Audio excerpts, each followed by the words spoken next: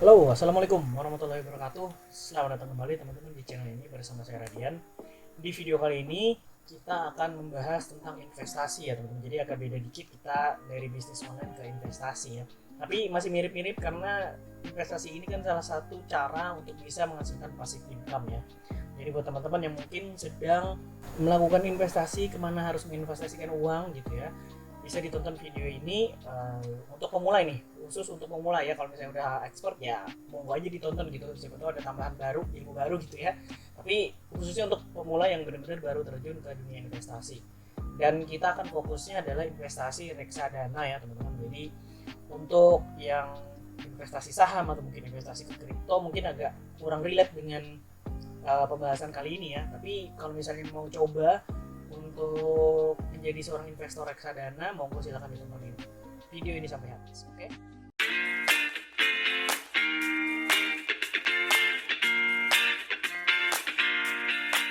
Jadi investasi reksadana yang akan kita lakukan adalah menggunakan aplikasi Bibit ya teman-teman. Jadi sudah ada di Play Store dan juga App Store teman-teman. Kalau misalnya mau download, monggo silahkan. Namanya Bibit ya teman-teman ya. Itu asli produk dari Indonesia, jadi bukan produk luar negeri. Namanya BIBIT. Oke. Nah, kalau misalnya teman-teman sudah register di sana, langsung aja di top up dana yang mau diinvestasikan berapa gitu ya. Kalau saya udah uh, ngejalanin investasi di Bibit tuh kurang lebih sekitar berapa tahun ya, 2 tahun atau 3 tahunan lah ya kurang lebih gitu. Sejak saya kerja dan saya ngerti tentang saya mau coba investasi gitu ya, pakai reksadana. Nah ini saya belajarnya dari Bibit ini gitu. Oke, gimana sih caranya biar bisa menghasilkan income yang maksimal gitu ya di reksadana menggunakan aplikasi Bibit? Yang pertama, tentu teman-teman harus tahu dulu uh, apa istilahnya emiten. Emiten ya namanya, ya itulah ya, emiten mana yang bisa menghasilkan income lebih besar gitu ya daripada yang lain.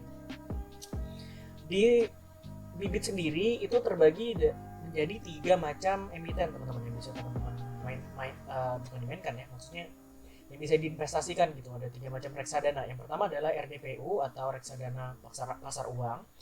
Yang kedua adalah reksadana obligasi, dan yang ketiga adalah reksadana saham.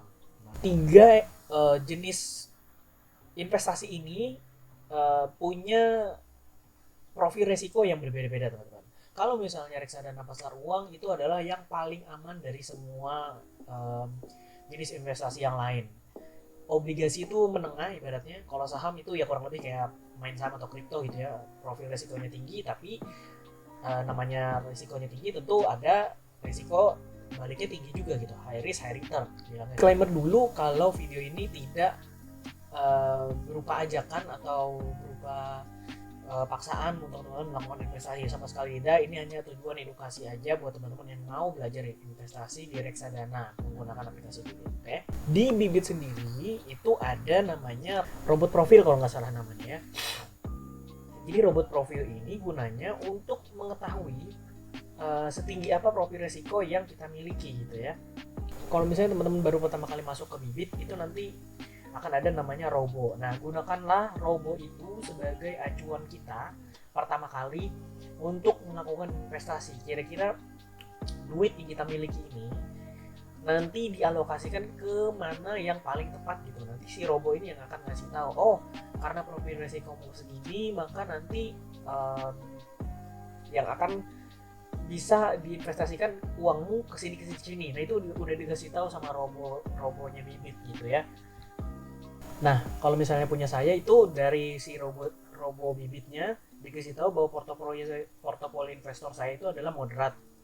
Jadi kalau misalnya moderat itu alokasinya pasar uang 10%, obligasi 43%, saham 47%. Nah ini moderat ya teman-teman. Jadi ini nanti profil resikonya akan disesuaikan dengan jawaban teman-teman ketika menjawab pertanyaan dari si Robo Bibit ini. Gitu ya. Nanti hasilnya ini bisa teman-teman ubah nanti di profil investor ya teman-teman. Nanti teman-teman otak-atik sendiri aja di situ ya. Sesuai dengan kebutuhan teman-teman kira-kira ya. Gitu. Oke.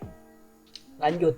Kalau misalnya udah pengen investasi gitu ya, udah tahu nih profil resikonya berapa, terus alokasinya kemana-mana udah tahu, sekarang waktunya kita pilih emiten mana yang cocok untuk kita masukin duit kita di situ gitu ya. Nah, kalau saya itu pegangannya ada 3 indikator, 3 atau lebih lah kalau nggak salah. Pokoknya intinya 3 gitu ya. Yang pertama dilihat itu adalah CAGR atau Compound Annual Growth Rate 1 Year. Jadi itu semacam tingkat pertumbuhan tahunan rata-rata suatu reksadana dalam jangka waktu 1 tahun terakhir. Nah, ini CAGR 1 Year ini semakin tinggi itu semakin bagus. Jadi di atas 2% itu oke lah. Di bawah 2% itu kurang menurut saya. Kalau saya ikhlasnya seperti itu gitu. Tapi kalau misalnya teman-teman ikhlasnya ya 1% udah cukup gitu ya, udah nggak masalah artinya gitu ya. Oke, lanjut. Indikator yang kedua dilihat adalah drawdown 1 year. Jadi itu drawdown 1 year itu adalah penurunan maksimum suatu reksadana dari puncak ke titik terendah sebelum puncak baru tercapai selama periode tertentu. Biasanya ini 1 tahun lah ya kurang lebih gitu. Nah, max drawdown ini indikator risiko penurunan dari suatu reksadana teman-teman. Jadi kira-kira si reksadana ini nih dalam 1 tahun turunnya sejauh apa sih gitu loh, berapa persen turunnya gitu. Nah, kalau saya ikhlasnya kalau misalnya satu reksadana itu turunnya nggak lebih dari 3%. Kalau di atas 3% itu udah jelek banget, saya biasanya nggak ambil. Oke, itu indikator kedua ya. Yang pertama tadi adalah CAGR 1 tahun, yang kedua adalah max drawdown 1 tahun, dan yang ketiga ini adalah expense ratio. Expense ratio ini mengukur seberapa besar biaya yang dikeluarkan untuk mengelola reksadana punya kita gitu.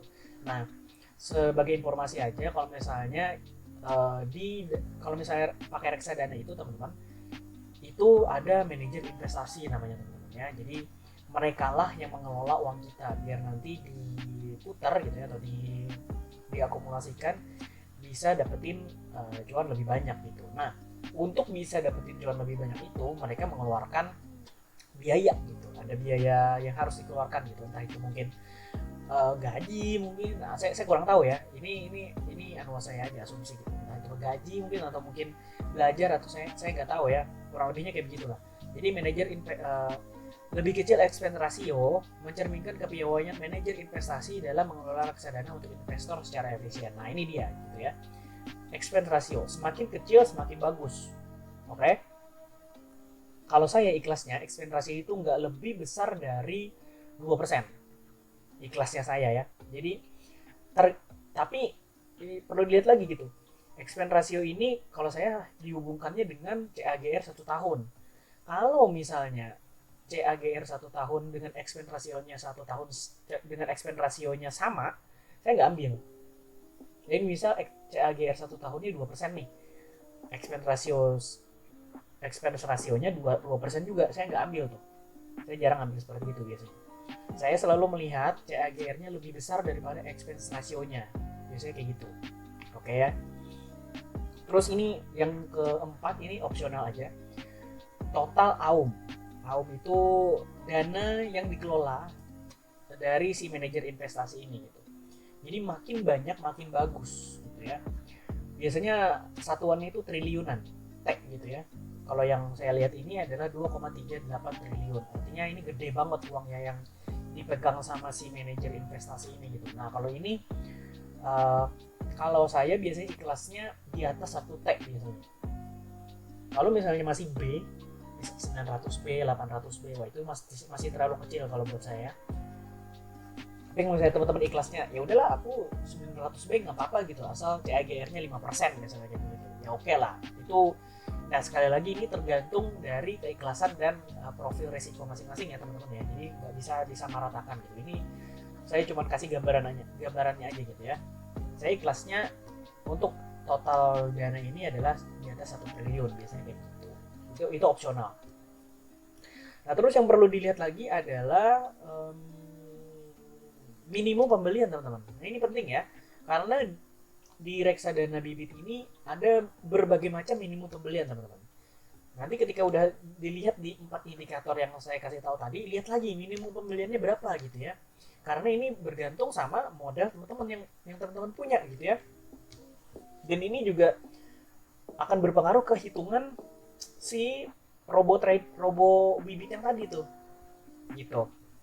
Misal nih teman-teman punya duit 100.000 lah, anggap gitu ya, 100.000. Oke, terus teman-teman dapat alokasi 10% dari 100.000 untuk reksadana pasar uang. Jadi teman-teman bisanya cuman dapat 10.000 dong biayanya gitu ya, untuk yang dialokasikan ke reksadana pasar uang 10.000 gitu. Nah, teman-teman lihat lagi tuh reksadana mana yang minimum pembeliannya cuma 10.000, jangan yang 100.000, karena nggak bisa masuk tuh dananya kalau misalnya minimum pembeliannya 100.000 gitu ya teman-teman ya. Itu yang perlu dilihat tuh, jangan sampai nanti alokasi minimumnya itu lebih kecil daripada minimum pembeliannya gitu ya. Nah ini kalau misalnya punya saya ini dua-duanya minimum pembeliannya 10.000 nih di reksadana pasar uang, jadi aman lah ya kalau misalnya modalnya cuma 100.000 gitu. Kalau misalnya masukin 100.000 dapatnya 10.000 untuk beli reksadana pasar uang, masih bisa belanja gitu. Nah kalau misalnya teman-teman pilihnya yang 50.000 minimal pembeliannya, itu nggak bisa, kecuali teman-teman punya dana misalnya 500.000 dimasukin ke bibitnya gitu ya. Nah itu bisa tuh 500.000, 10% dari 500.000 kan 50.000 tuh, bisa tuh untuk beli RDPU nya gitu ya teman-teman ya. Itu bisa dipahami ya sampai situ ya. Tambahannya paling umur sih, umur si manajer investasinya biasanya. Kalau misalnya baru setahun atau kurang gitu ya, kalau bisa jangan dimasukin dulu. Karena setahun atau kurang itu masih baru dia biasanya, lagi dibagus-bagusin tuh portofolionya gitu ya. Jadi jangan dimasukin kalau menurut saya ya. Tapi kalau misalnya teman-teman percaya aja sama manajer investasi gitu ya, monggo silahkan gitu ya, nggak masalah juga. Itu sekali lagi ini bergantung sama profil risiko masing-masing dan juga apa ya, pertimbangan masing-masing gitu ya. Ini bibit ini bukan ilmu yang pasti gitu ya, dan ini juga bukan sesuatu yang harus dipaksa gitu. Kalau misalnya saya kasih tahu yang begini teman-teman harus jalan begini, enggak sama sekali gitu ya. Ini bukan suatu paksaan, ini hanya sekadar edukasi aja gitu. Saya juga nggak ngasih tahu di sini punya saya yang mana gitu ya. Saya cuma kasih tahu indikator-indikatornya aja gitu ya. Oke teman-teman, semoga bisa dipahami untuk bisa mendapatkan investasi bibit yang paling maksimal, bisa menghasilkan cuan gitu ya.